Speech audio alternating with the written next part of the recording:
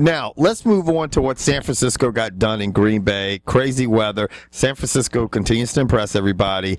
The Green Bay was one of these teams that are just like, man, they backed into the playoffs. They backed into the playoffs, and I feel like if they had Aaron Rodgers the whole time, it might have been different because they would have won more games and maybe got a bye. But that didn't happen, and now we're looking at the 49ers going to the Panthers. To Carolina.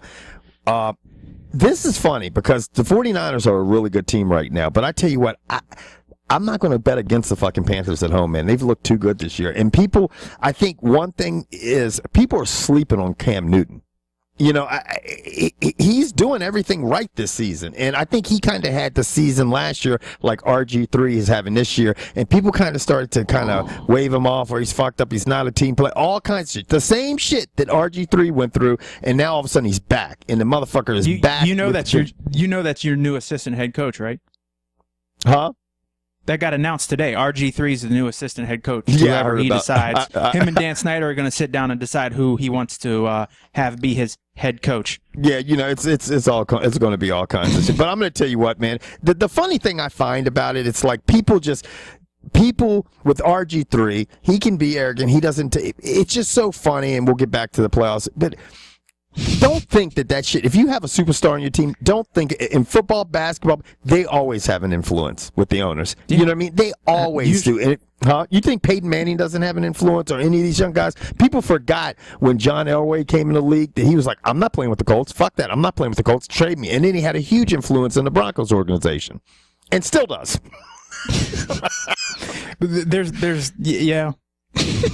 I just find it absolutely comical because I'm gonna tell you right now, if they would have gone 8-8, if they'd have gone 9-7, if they'd have gone 10-6, we wouldn't be hearing any of this shit. No, and they said it. They said, the shit's going to get up. When you say it all the time, George. You say it all the fucking time. You've lived by what have you done lately, and winning fixes everything. If you're losing, people are fucking digging up in your fucking butthole trying to find shit because it's like, okay, nobody wants to talk about the Redskins, so let's find some dirty shit to talk about it.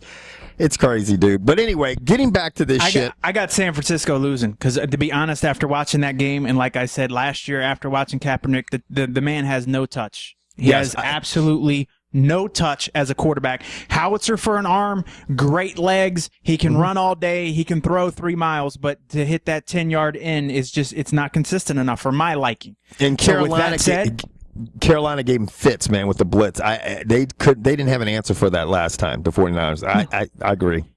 And you could see the Packers just don't have the speed that Carolina does on the defense. I think Carolina's got more athletes on defense than the Packers. The Packers looked old and slow on the defensive side of the ball. And that's why Kaepernick was like, pew! Gone, right. beep. So, and I don't think Kaepernick does that this week. And I think Carolina's going to the NFC title game to face the Seahawks.